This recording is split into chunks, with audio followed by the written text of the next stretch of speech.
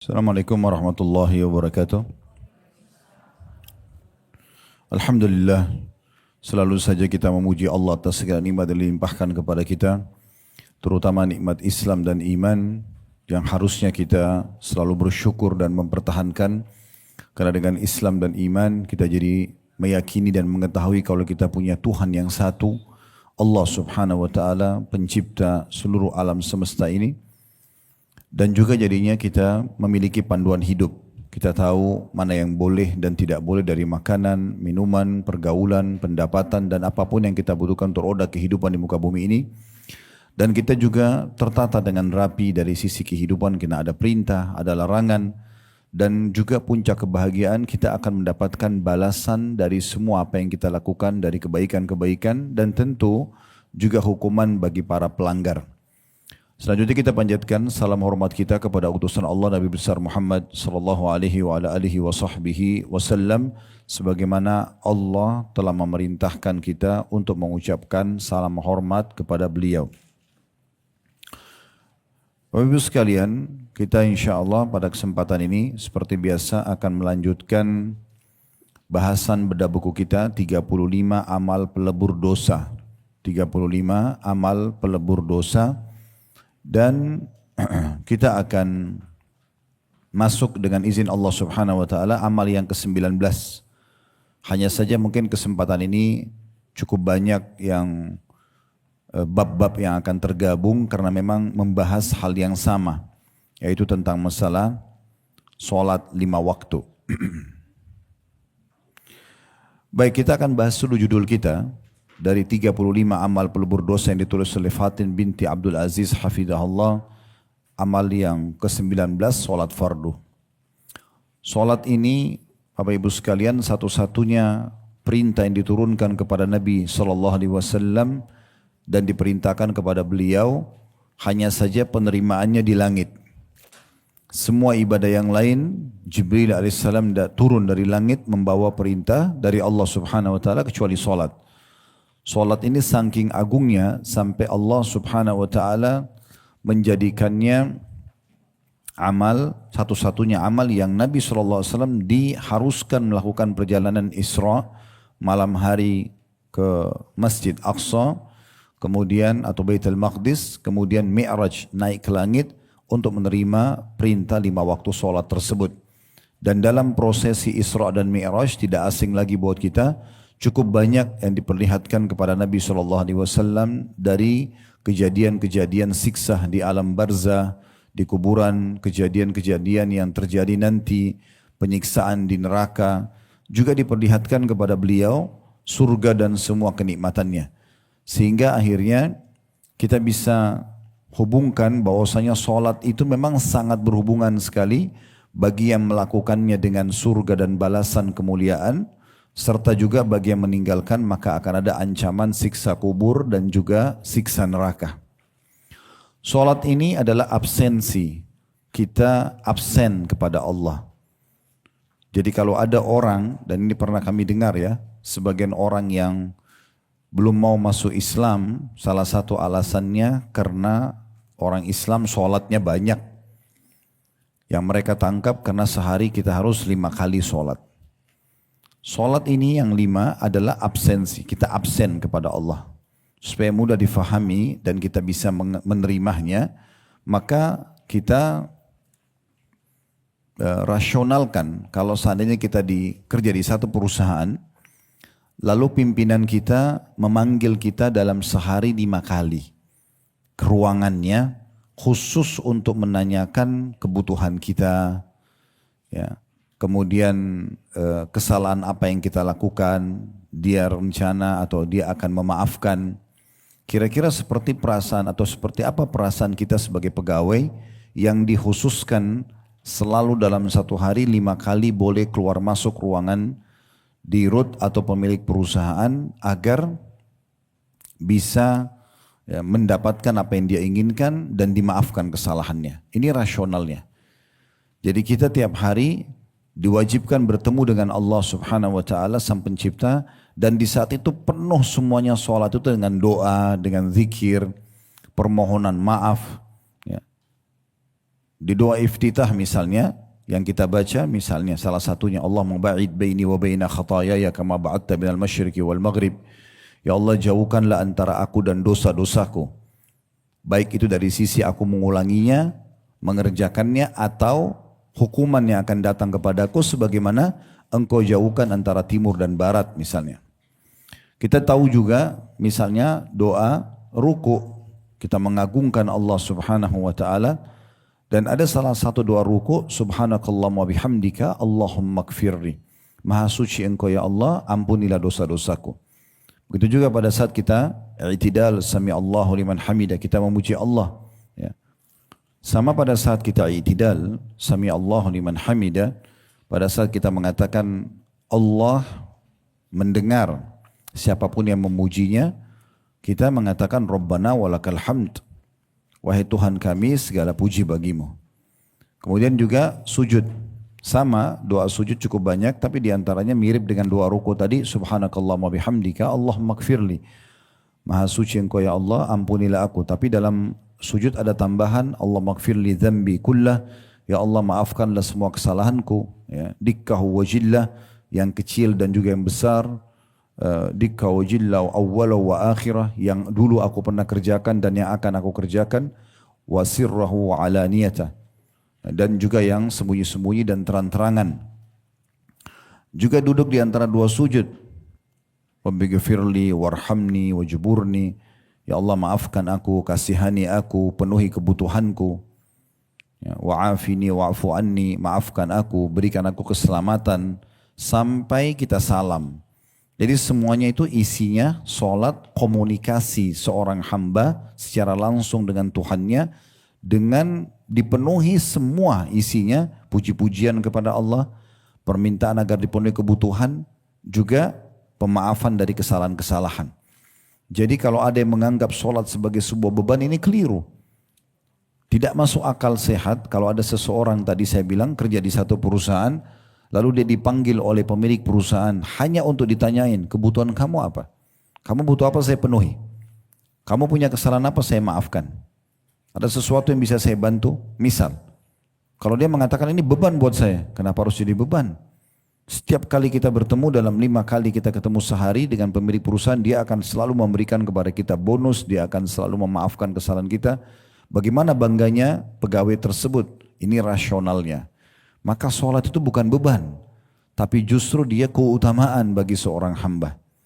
Bahkan dijadikan antara sholat dengan sholat setelahnya lagi. Misalnya subuh ke duhur kayak kita sekarang ini, ya, kemudian duhur ke asar, tepatnya kita sekarang, tadi kan subuh ke duhur, yang sudah kita lewatin sholat duhur tadi, nanti ini dari duhur ke asar juga sama. Antara sholat dengan sholat ini, nanti asar ke maghrib juga, maghrib ke isya, isya ke subuh lagi, itu pembersihan dosa di antara keduanya, kalau seorang hamba itu menjauhi dosa-dosa besar. Jadi kesalahan apapun yang dilakukan, maka akan dibersihkan dosanya. Jadi sholat itu jangan dijadikan sebagai sebuah beban, tapi dia sebuah karunia, sebuah kelebihan. Karena Sang Pencipta sedang berbicara secara langsung dengan kita. Dan sholat ini juga terkhususkan gerakannya, bacaannya. Kalau ibadah-ibadah lain, kemungkinan masih bisa bercampur baur, misalnya pada saat kita lagi tawaf, kita masih bisa ngobrol sama orang. Ya, pada saat kita sedang puasa, kita bisa ngobrol sama orang lain. Kita lagi baca Quran, bisa kita berhentikan, lalu kita bicara dulu sama seseorang misalnya. Tapi kalau sholat sudah tidak bisa sama sekali. Dia mulai takbiratul ihram, sudah masuk pengharaman untuk aktivitas selain gerakan dan bacaan sholat, sampai seorang hamba itu salam. Kapan dia ngomong selain bacaan sholat, maka bisa batal sholatnya. Belum lagi karena mulianya sholat itu harus dimulai dengan wudu, bersuci dulu. Harus bersih tubuh kita, pakaian kita, tempat sholat kita dari najis, kemudian kita bersuci, ya, membasuh anggota tubuh kita dengan wudu, dan sudah kita jelaskan pada pertemuan yang lalu tentang keutamaan wudu, salah satu penyebab gugurnya dosa-dosa. Karena setiap seorang muslim berwudu baik untuk sholat atau selain sholat. Sudah kita titik beratkan, kalau Allah mudahkan kita untuk bisa wudu setiap kali batal, itu satu hal yang sangat baik. Karena setiap kali wudu akan berguguran semua dosa-dosanya bersamaan dengan tetesan air terakhir yang jatuh dari tubuhnya. Dalam hadis Nabi SAW, saya ingatkan kembali, kata Nabi SAW, kalau seorang hamba membasuh telapak tangannya, maka akan jatuh dosa-dosa yang dibuat oleh tangannya. Kalau dia kumur-kumur, maka akan jatuh dosa dari mulutnya. Kalau dia membasuh wajahnya, akan jatuh dosa dari matanya. Kalau dia membasuh kepalanya, maka akan jatuh dosa dari kepalanya. Kalau dia membasuh kakinya, akan guguran dosa-dosa dari kakinya. Bersama dengan tetesan air wudhu terakhir, dan ya, sampai seorang hamba itu nanti tidak akan tersisa dosanya sedikit pun. Ini dosa-dosa kecil akan dibersihkan. Maka memang mulia sekali sholat itu. Dimulai dengan hal-hal yang mulia. Kita harus menghadap kiblat, pakaian kita harus suci, kita memiliki gerakan dan bacaan khusus. Semua ini memang menandakan ibadah ini adalah ibadah yang sangat mulia. Selain tadi sudah saya katakan, satu-satunya ibadah yang diterima oleh Nabi SAW di langit hanya sholat saja. Itu pun awalnya Allah Subhanahu wa ta'ala mensyariatkan kepada Nabi SAW dan umatnya 50 waktu sholat. Kalau 50 waktu sholat itu kurang lebih per 10 menit atau 15 menit iqamah. Gitu. Dan itu sangat berat bagi kita. Dan Nabi Musa AS faham pada saat itu dalam kisah Isra dan Mi'raj di langit ke-6. Pada saat Nabi Muhammad SAW selesai menerima perintah sholat, melewati Sidratil Muntaha, turun ke langit ke-7 ketemu dengan Ibrahim AS, tidak bicara apa-apa Nabi Ibrahim. Langit ke-6 Nabi Musa menahan dan menanyakan, hai Muhammad, apa yang disyariatkan Tuhanmu untukmu dan umatmu? Maka kata Nabi SAW 50 waktu sholat. Kata Nabi Musa AS, mohonlah kepada Allah agar diringankan. Itu berat 50 waktu sholat itu. Maka Nabi SAW kembali mohon diringankan 5 waktu sholat. Sisa 45. Bertemu lagi dengan Musa pada saat turun. Musa tanya lagi berapa? 45, masih berat, mohon lagi. Maka terus saja sampai sisa 5 saja. Waktu sisa 5 saja kayak sekarang, subuh, duhur, asar, maghrib, isya, itu Nabi Musa masih mengatakan mohon lagi keringanan. Karena dikhawatirkan itu berat. Maka kata Nabi SAW, sungguhnya aku sudah malu dengan Tuhanku untuk memohon lebih daripada ini. Maka Allah Subhanahu wa ta'ala pun berfirman kepada Nabi SAW, sungguhnya dia 5 waktu sholat, tapi pahalanya 50 waktu sholat. Karena setiap kali berbuat satu amal soleh, Allah Subhanahu wa ta'ala berfirman, man ja'a bil hasanati falahu asyru amsalihha. Siapa yang berbuat satu kebaikan maka akan dilipat gandakan 10 kali lipat. Berarti 5 waktu sholat dikali 10 itu sama dengan 50 waktu sholat. Ini minimal pahala yang akan didapatkan bagi orang yang sholat itu sendiri. Dan dalam sebuah hadis yang membuktikan bahwasanya sholat juga komunikasi kita dengan Allah Subhanahu wa ta'ala adalah yang menjelaskan keutamaan membaca surah Al-Fatihah. Kata Nabi SAW, kalau seorang hamba membaca dalam surah Al-Fatihah, Alhamdulillahi Rabbil Alamin, segala puji bagi Allah Tuhan alam semesta, maka Allah langsung menjawab, Hamadadi abdi, hambaku memuji aku.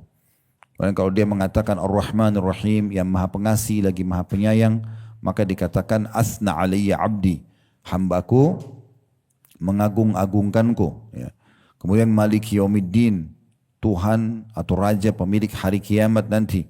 Maka Allah mengatakan majadani abdi, hambaku meletakkan aku atau memposisikan aku pada posisi yang pantas gitu. Ya. Kemudian iyyaka na'budu wa iyyaka nasta'in, hanya kepadamu kami menyembah dan hanya kepadamu kami minta tolong. Kata Allah, hadali wa li abdi, ini untukku dan untuk hambaku. Maksudnya iyyaka na'budu, hanya kepadamu kami menyembah, ini untuk Allah. Menyembah itu kita menyembah hanya kepada Allah. Dan iyyaka nasta'in, kepadamu kami minta pertolongan, ini adalah untuk hamba, kata Allah Subhanahu, ini untuk hambaku, mereka boleh minta tolong apa saja kepada aku. Ihdinas siratal mustaqim, tunjukkanlah kami jalan yang lurus. Siratal ladzina an'amta alaihim, jalan yang telah engkau berikan nikmat untuk mereka, maksudnya adalah para nabi-nabi, Nabi Muhammad SAW dan para sahabatnya. Ya. Ghairil maghdubi alaihim, bukan orang-orang yang kau murkahi, maksudnya kaum Yahudi, waladhdallin, dan bukan orang-orang yang sesat, maksudnya orang Nasrani, sebagaimana ditafsirkan oleh Ibnu Abbas radhiyallahu anhumah. Karena orang-orang Yahudi tahu kebenaran tapi mereka tidak mau ikutin, maka Allah murka pada mereka. Itulah makna maghdubi alaihim. Jadi bukan orang-orang yang kau murka pada mereka, dan juga waladhdallin, bukan orang yang sesat. Kata Abdullah bin Abbas adalah orang Nasrani karena mereka ingin mendakwahkan Isa adalah anak Tuhan atau Tuhan, tapi itu keliru. Maka kita berlindung agar jangan sampai punya keyakinan seperti mereka, lalu kita tutup dengan amin. Maka di sini Allah Subhanahu wa taala mengatakan hadza li abdi wa li abdi ma sa'al. Ini milik hambaku dan hambaku akan aku berikan sesuai yang dia minta. Jadi Sholat itu luar biasa. Kalau kita ingin rincikan seperti ini banyak sekali ya yang kita bisa fahami tentang kedudukan sholat itu sendiri. Namun kita akan kerucutkan bahasan kita ini kepada apa yang ditulis oleh penulis ini. Kalau sholat itu salah satunya saja dari sekian banyak keutamaannya, dia akan menjadi pembersih dosa. Dia akan jadi pembersih dosa-dosa. Baik, untuk lebih jelasnya kita coba bacakan dulu apa yang ditulis oleh penulis, lalu kemudian insya Allah seperti biasa kita coba lebih kembangkan lagi. Namun sebelum saya baca ini, saya terlintas sebuah hadis Bukhari di mana Nabi SAW bersabda, Allah berfirman hadis qudsi, sesungguhnya aku sesuai dengan prasangka hambaku. Kemudian kata Allah Subhanahu wa taala, aku sesuai dengan prasangkaan hambaku.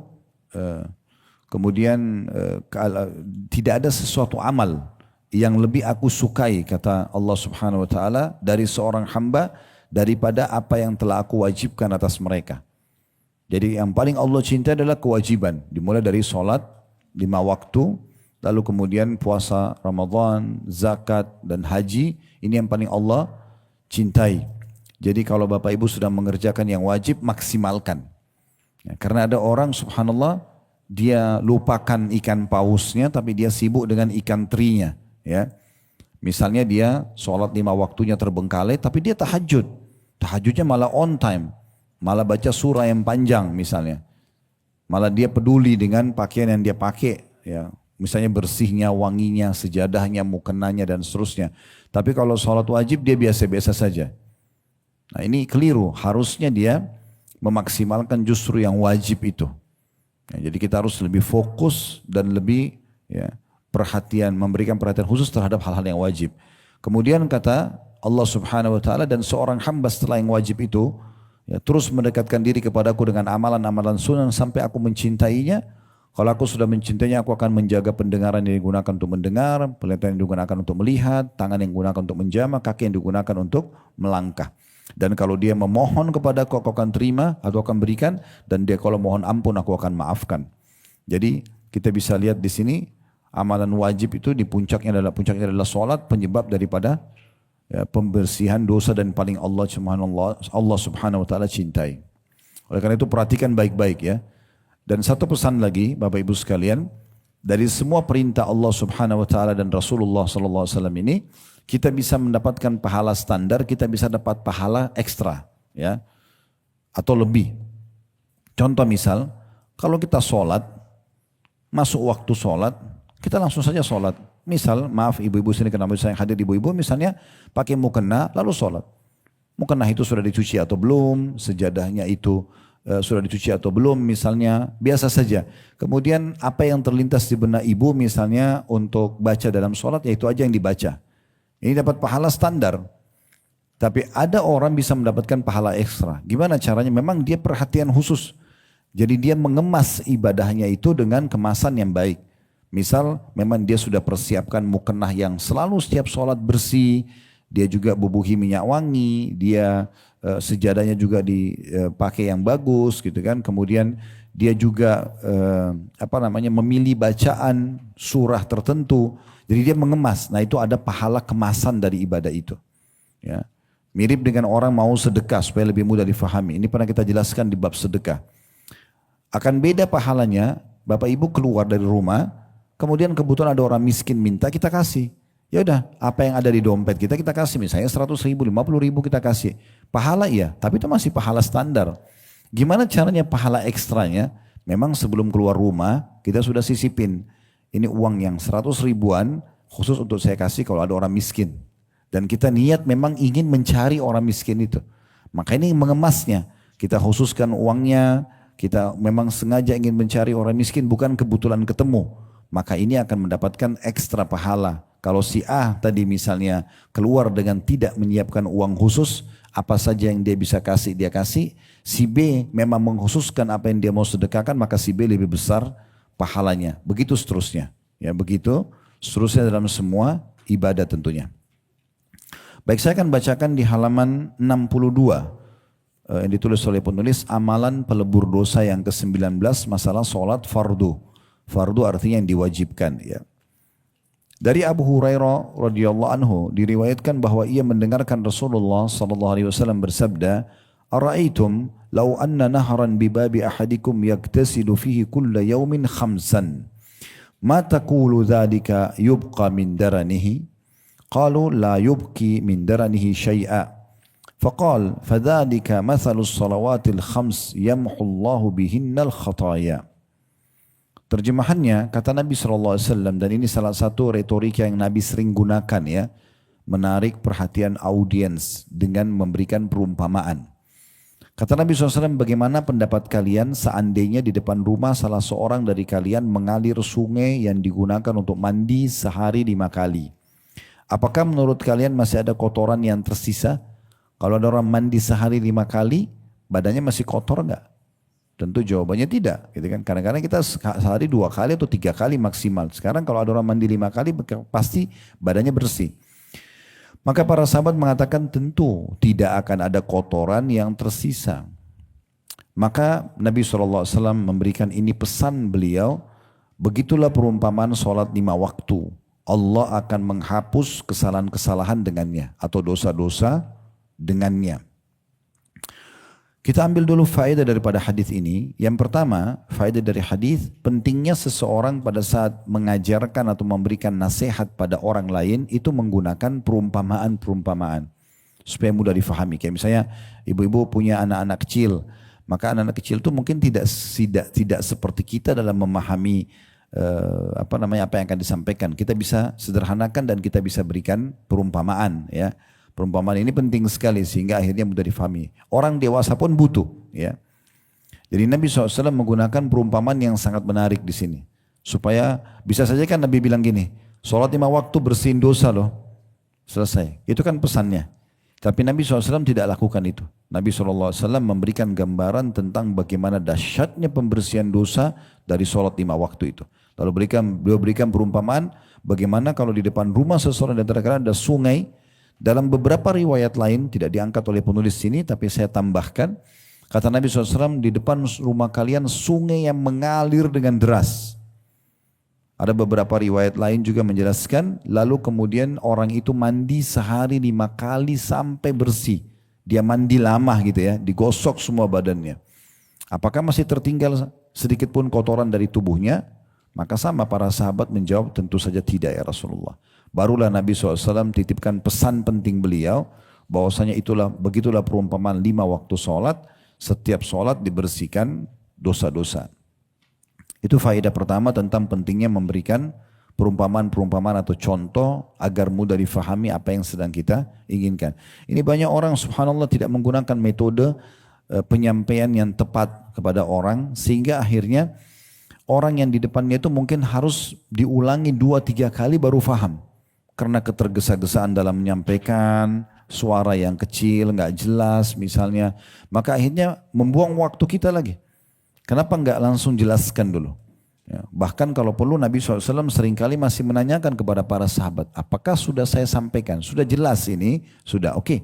Baru kemudian Nabi SAW ini. Kalau masih ada yang, baru beliau selesai. Tapi kalau masih ada yang menanyakan lagi, Nabi ulangi lagi.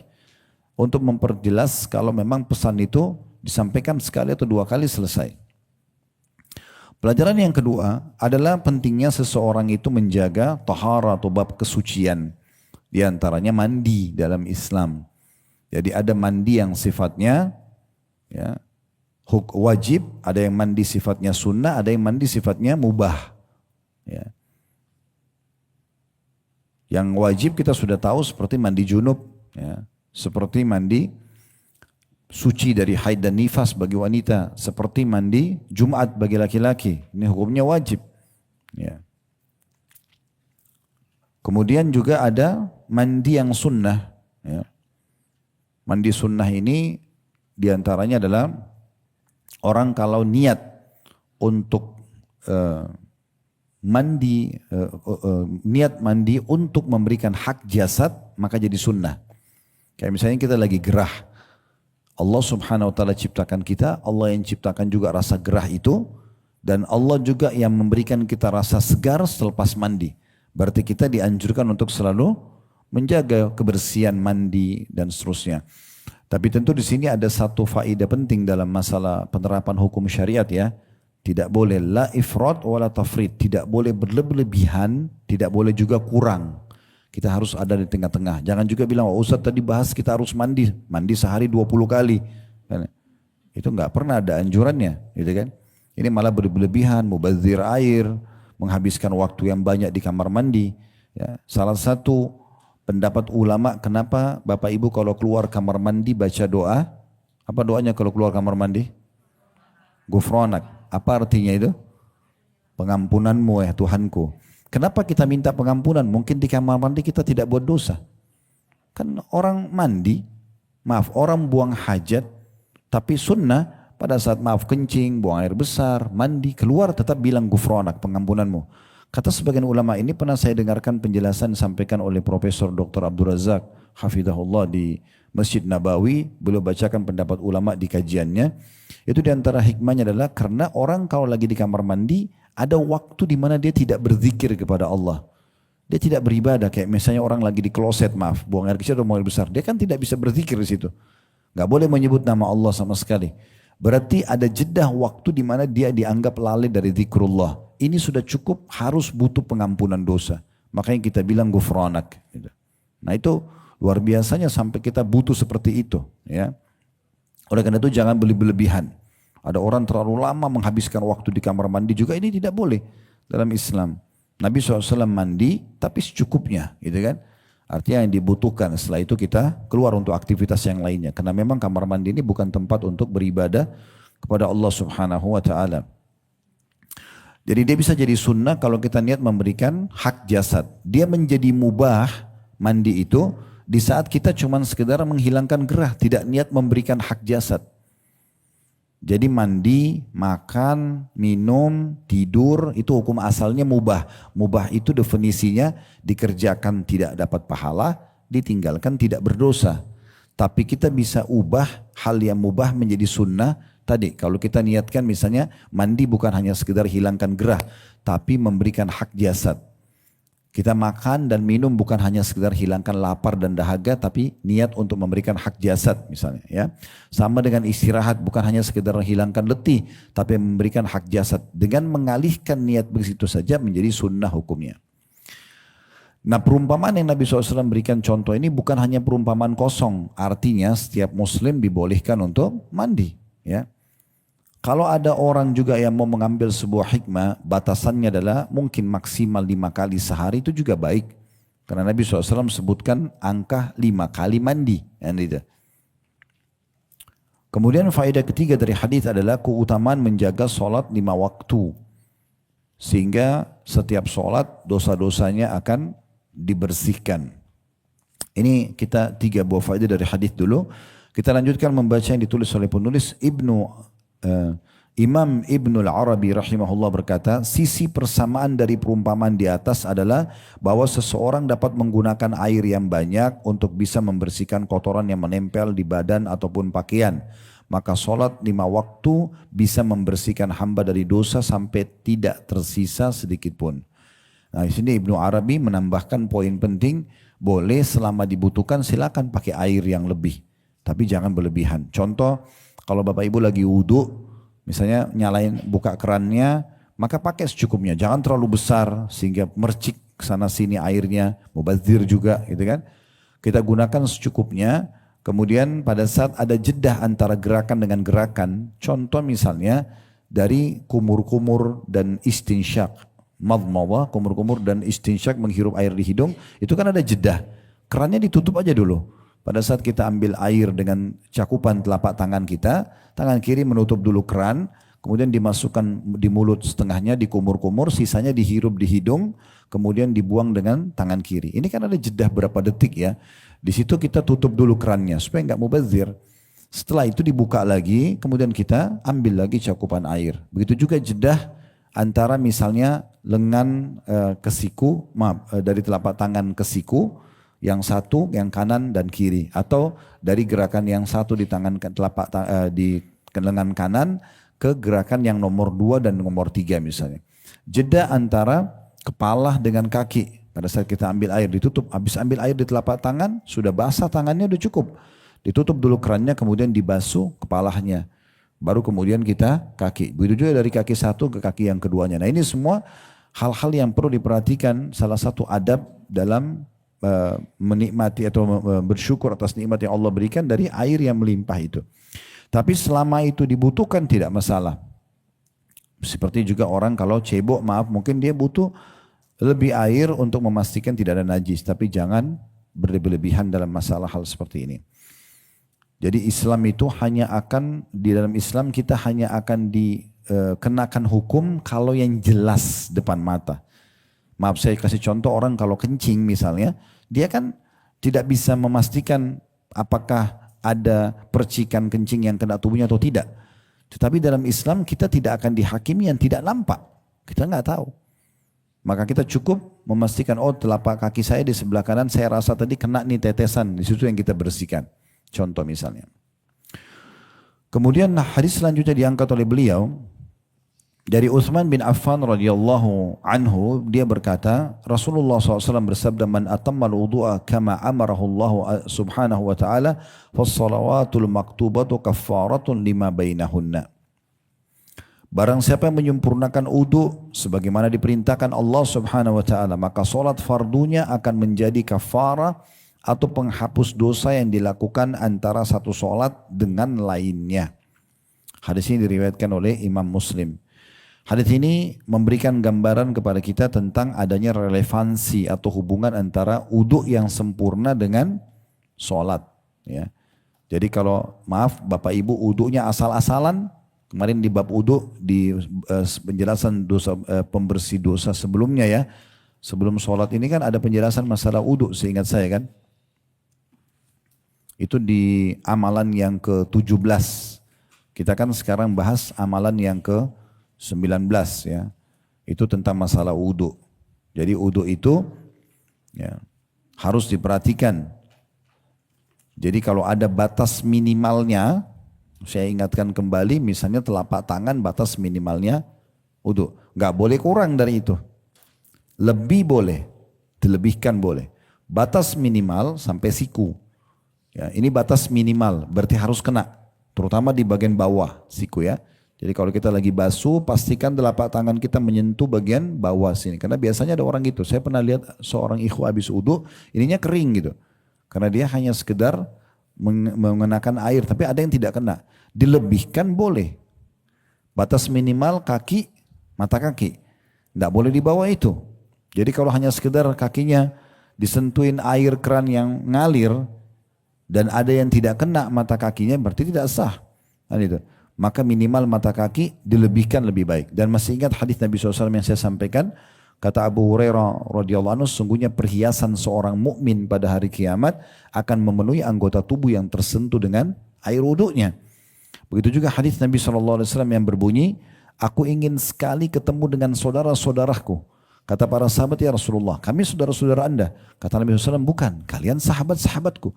Saudara-saudaraku yang datang nanti sepeninggalku. Ya kita-kita ini dianggap saudara oleh Nabi SAW. Lalu kata para sahabat, bagaimana Anda mengenali mereka ya Rasulullah? Sementara Anda sudah jadi tanah. Maksudnya yang dimaksud oleh Nabi nanti ini yang datang setelah beliau meninggal. Kayak kita kan tidak pernah ketemu Nabi langsung secara fisik. Nah kita ketemu nanti di mana? Di mahsyar, di hari kebangkitan. Bagaimana Anda mengenal mereka nanti di hari kebangkitan itu? Kata Nabi SAW, bukankah seseorang kalau memiliki kuda, yang kuda itu bagian dahinya, bulu yang bagian dahinya berwarna putih dan keempat kakinya ada bulu berwarna putih, bisa membedakan kuda itu di antara kuda-kuda yang semuanya berwarna hitam? Maka para sahabat mengatakan, tentu ya Rasulullah. Kata Nabi SAW, begitulah perumpamaan umatku akan keluar dari tempat-tempat uduk mereka cahaya yang terang pada hari kiamat nanti. Lalu Nabi pesan begini, siapa yang bisa memanjangkan cahayanya, lakukanlah. Maksudnya lebihkan, gitu kan?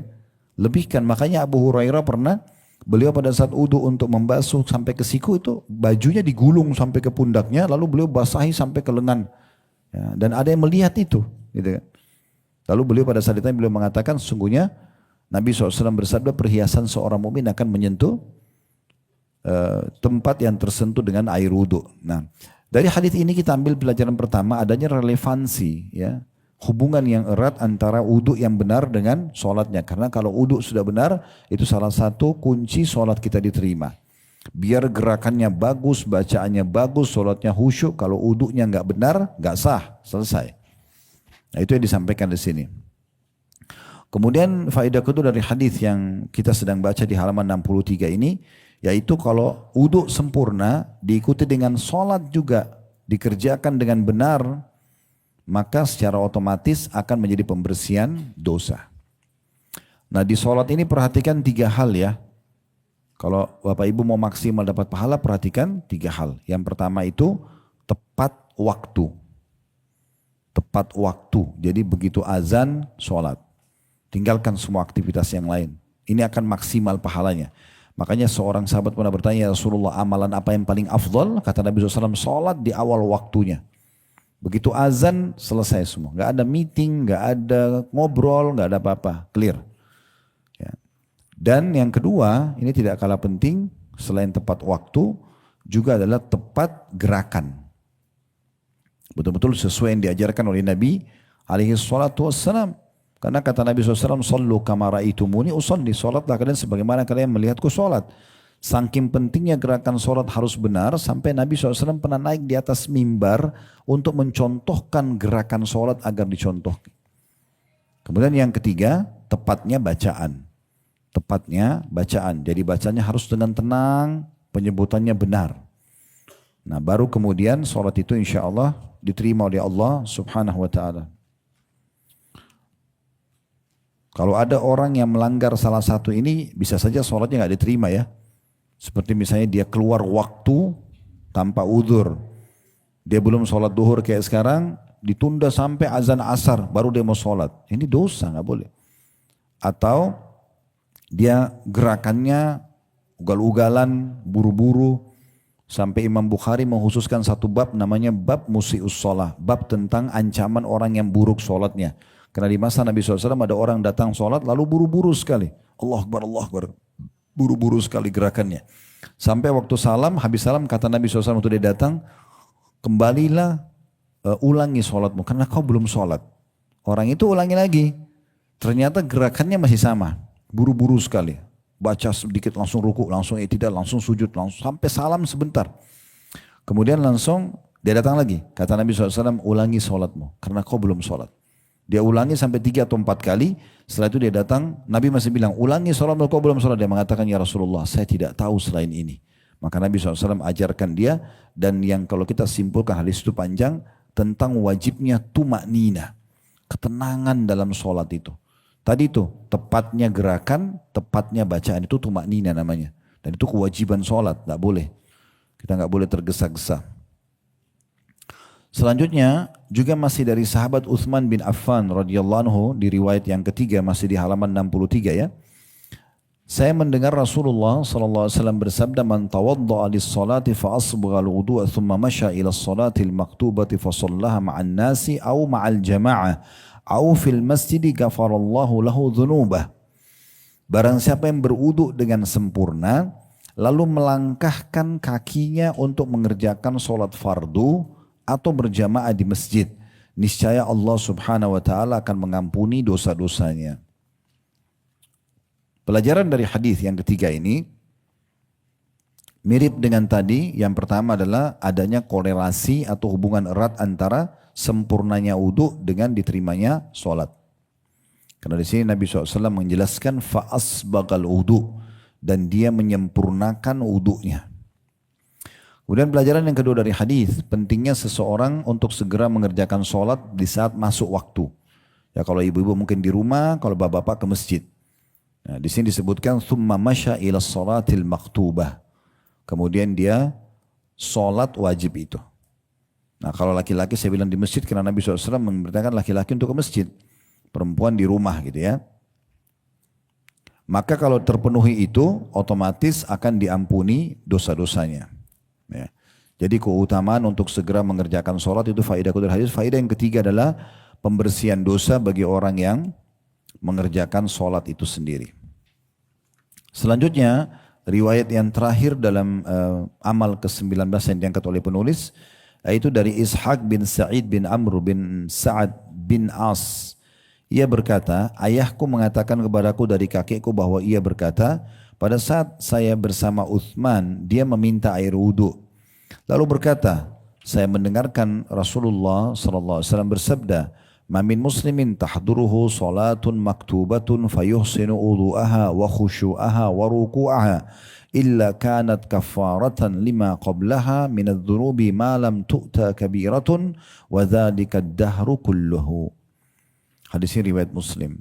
Terjemahannya, tiada seorang muslim pun yang mendapati salat fardu, maksudnya dikumandangkan azannya, ya. Tadi saya bilang tepat waktunya. Lalu dia memperbagus wudunya, menyempurnakan wudu. Lalu dia juga menjaga khusyuk, konsentrasinya.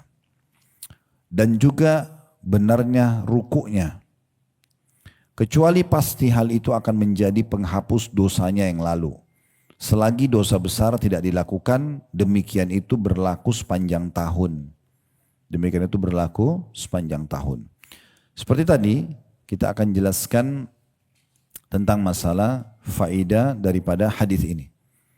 Yang pertama, adanya penekanan agar setiap muslim selalu sudah siap dengan wudunya pada saat waktu sholat tiba.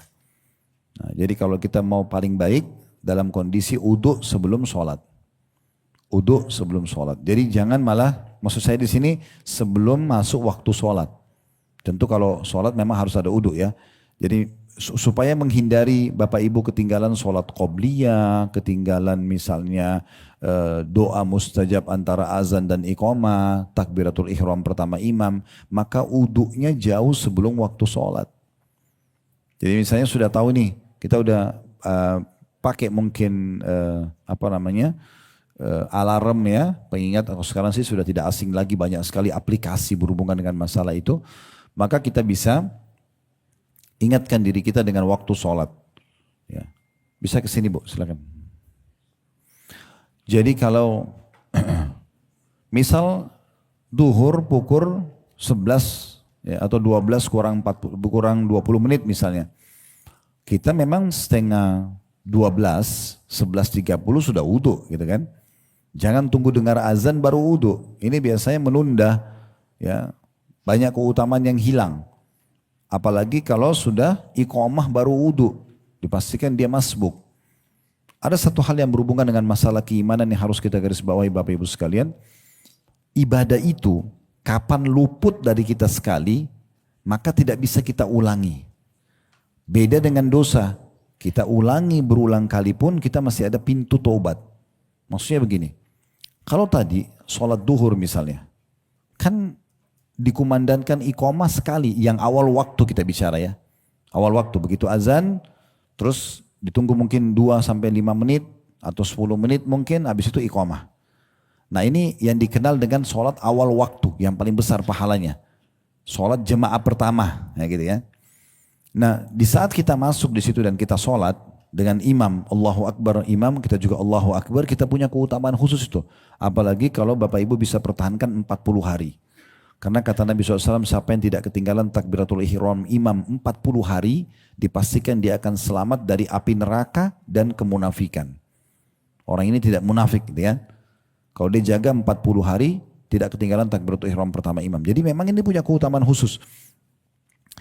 Kalau misalnya ada orang dari 10 orang yang sholat di belakang imam itu, ada 9 orang tepat bersama imam Allahu Akbar. Ikut dia. Dapat dari awal, malaikat sudah mulai catat takbiratul ihram pertamanya, bacaan pertamanya, gerakan pertama dan seterusnya. Ada orang datang, imamnya sudah bilang waladhdallin. Dia tidak ketinggalan 1 rakaat, tapi dia ketinggalan takbiratul ihram pertama imam. Ini kehilangan keutamaan banyak.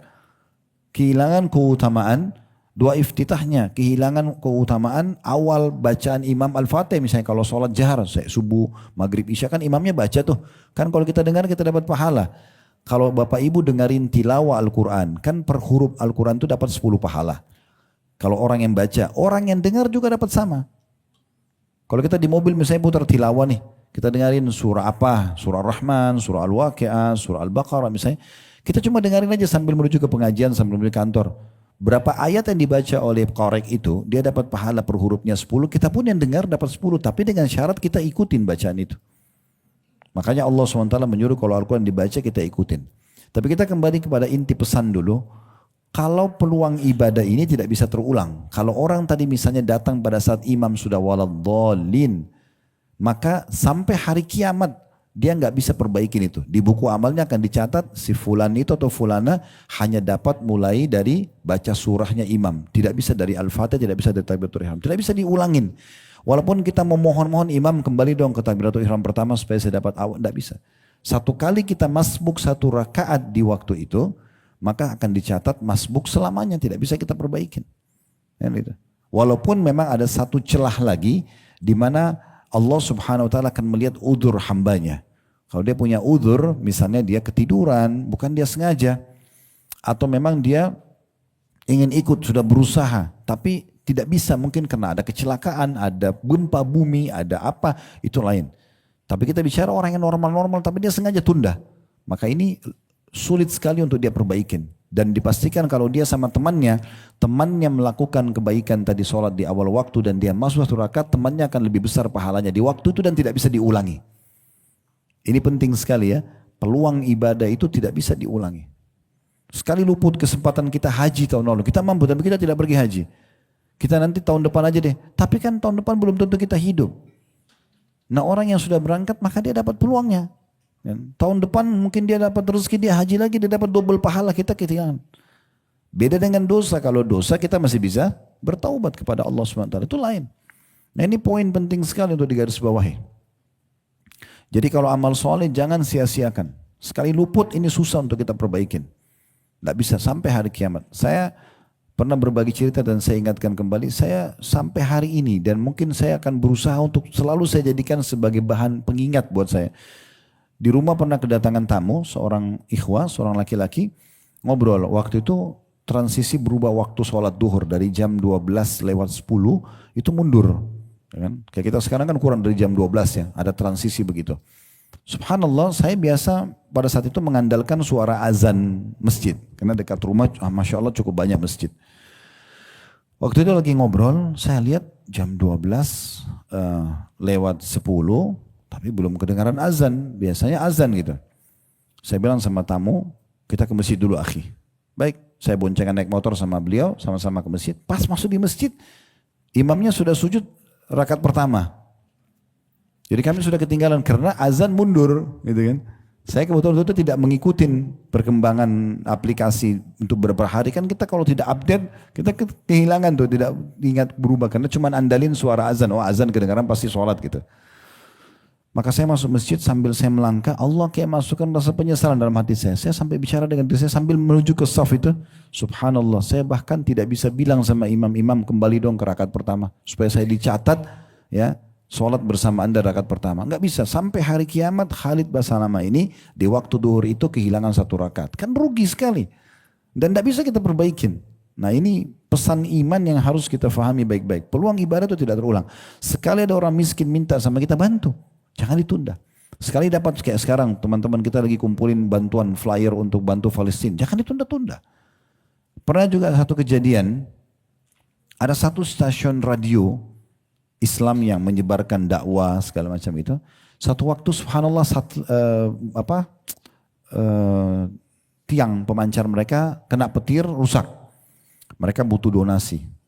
Saya pribadi waktu itu termasuk yang dapat. Saya bilang, oke lah insya Allah waktu saya dapat hari ini, bilang insya Allah besok deh saya transfer uang. Besok pada saat saya mau transfer sudah tutup donasi. Sudah nggak ada orang, sudah berebut. Saya sampai mohon sama panitianya, saya mau transfer, sudah nggak bisa, udah ditutup. Jadi nggak ada lagi peluangnya, jadi jangan tunda-tunda. Mungkin akan ditutupi oleh orang lain. Pernah juga ada orang yang minta tolong sama kami, dia mau bayar rumah sakit terdesak. Itu hanya hitungan mungkin saya telat 1 jam.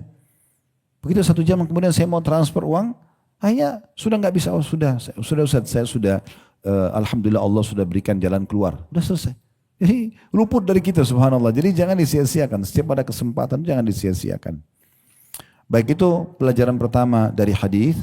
Jadi setiap muslim yang masuk mendapati waktu sholat, lalu segera dia mengerjakan sholat, ini keutamaan khusus, jangan ditunda, tepat waktunya.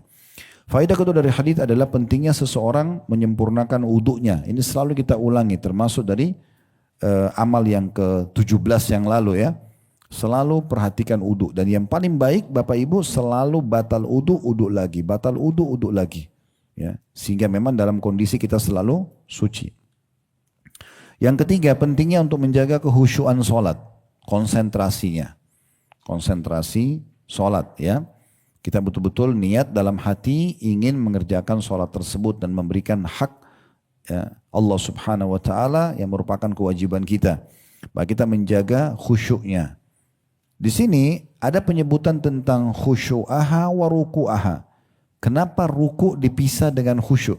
Ya, padahal sebenarnya termasuk bagian dari khusyuk adalah orang menjaga ruku'nya dengan benar.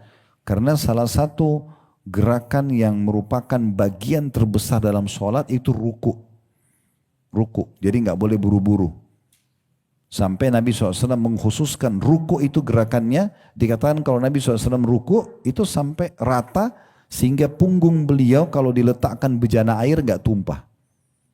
Nah, jadi saya sarankan di rumah kalau lagi praktek mau sholat, kalau ada cermin besar di mungkin dekat tempat tidur segala macam, walaupun ibu-ibu belum pakai mukena misalnya, cuma contoh gerakan saja.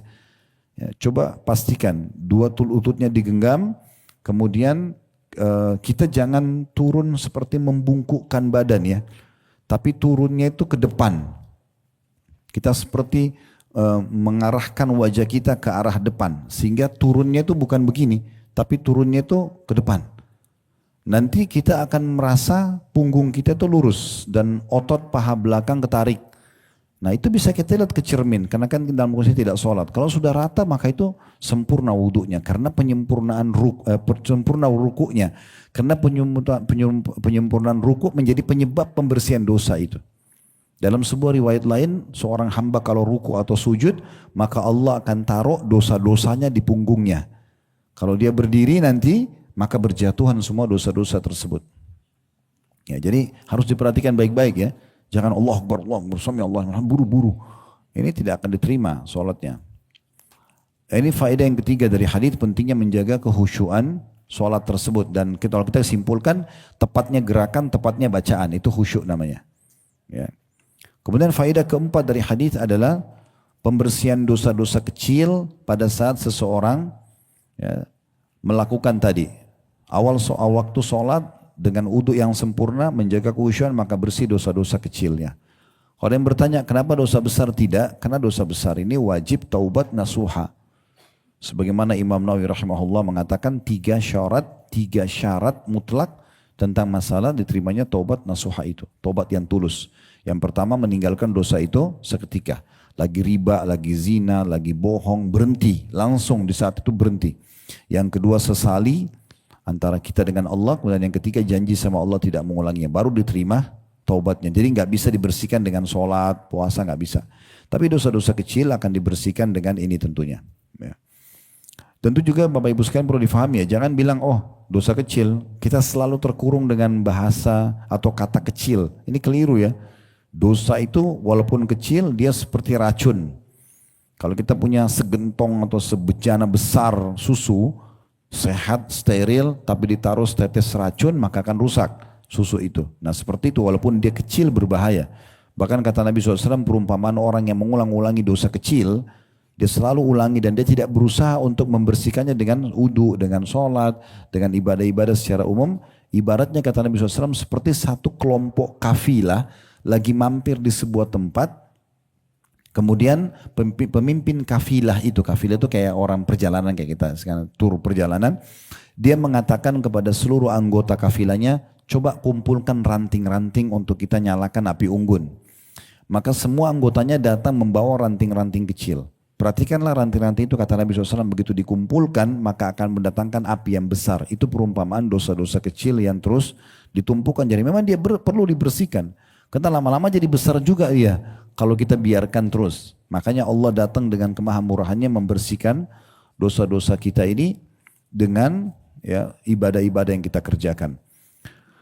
Imam Nawawi rahimahullah berkata, itu tadi faedah-faedah dari hadis, kita ambil dibaca sekarang paragraf terakhir di amal ke-19 ini, masalah sholat fardu di halaman 64 ya. Imam Nawawi rahimahullah berkata, maksudnya dari hadis ini, semua dosanya akan dihapus kecuali dosa-dosa besar. Bukan berarti dosa itu baru bisa diampuni selagi tidak mengerjakan dosa besar. Karena karena jika terdapat dosa kecil, maka sholat, wudu, puasa hari Arafah, dan ibadah-ibadah lainnya akan menghapus dosa tersebut. Tapi jika tidak terdapat dosa kecil maupun besar, maka akan dicatat baginya kebaikan dan diangkat derajat. Nah ini faedah tambahan ya. Jadi kalau misalnya Bapak Ibu bilang begini, Ustaz, wudu gugurin dosa, sholat gugurin dosa, puasa gugurin dosa, sedekah, bakti orang, semua amal saleh gugurin dosa. Baik, kalau satu hari saya kerjakan semua itu, saya sholat, saya sedekah, saya bakti sama orang tua, jenguk orang sakit, hadir majelis ilmu, semua saya kerjain. Berarti kan pembersihan dosanya banyak. Sekarang kalau pembersihan dosa itu yang diberikan, misal nilainya 1.000. Kita dosanya ya misalnya hanya 100 misalnya. Maka ada 900 selisihnya. Nah di sini Imam Nawawi mengatakan yang 900 itu karena tidak dibutuhkan untuk pembersihan dosa akan dicatat menjadi pahala buat dia. Akan dicatat jadi pahala. Itu dalam perkataan beliau di sini dikatakan, tapi jika tidak terdapat dosa kecil maupun besar, maka akan dicatat baginya kebaikan dan plus diangkat derajatnya, maksudnya nanti di surga. Dan jika tidak terdapat dosa kecil namun terdapat dosa besar, maka kita berharap akan diringankan dosa besarnya tersebut. Nah, jadi tetap aja faedahnya sangat besar. Ya. Qadhi Iyad rahimahullah ini seorang ulama yang lain berkata, sesungguhnya dosa besar hanya bisa dihapus dengan taubat atau rahmat serta keutamaan dari Allah Subhanahu wa taala. Jadi kalau taubat kita sudah tahu, artinya kembali kepada Allah ya. Ini pernah kita bahas juga di salah satu amal istighfar dan taubat ya. Di beberapa bab yang lalu. Nah, tapi di sini dikatakan juga bisa karena rahmat Allah. Apa maksudnya? Sekarang dalam pemahaman ulama ahli sunnah wal jamaah, pemahaman yang benar sesuai dengan sunnah Nabi SAW, itu pelaku dosa besar selama dia muslim, kalau dia meninggal, kita nggak boleh memvonis dia ahli neraka. Misal ada seorang muslim atau muslimah meninggal dalam keadaan berzina. Misal contoh, ditemukan di hotel dia meninggal. Apakah kita langsung vonis dia masuk neraka? Jawabannya tidak. Tidak boleh kita vonis, gitu kan? Selama dia muslim. Tapi kita mengatakan dia di bawah masyiatillah atau naungan Allah. Dalam sebuah hadis kata Nabi SAW, insya ghafarallahu insya azabah. Kalau Allah mau Allah ampuni, kalau Allah mau Allah hukum. Jadi tidak boleh kita memvonis orang, tapi kita kembalikan kepada Allah SWT. Kecuali orang meninggal dalam keadaan kufur, maka itu beda. Kalau kufur berarti mutlak. Dia pasti akan dia masuk ke dalam api neraka. Nah ini poin penting tentang masalah amalan yang ke-19. Dan insya Allah ke depannya nanti kita masih membahas tentang sholat ya. Amalan ke-20, masalah menunggu waktu sholat. Nanti akan ada penjelasan lebih jauh pada pertemuan akan datang. Sekaligus juga tentang pentingnya untuk sholat berjamaah. Begitu saja, kalau ada benar dari Allah, kalau ada saya mohon dimaafkan. Subhanakallahumma bihamdika. Asyhadu an la ilaha illa anta astaghfiruka wa atubu ilaik. Wassalamualaikum warahmatullahi wabarakatuh.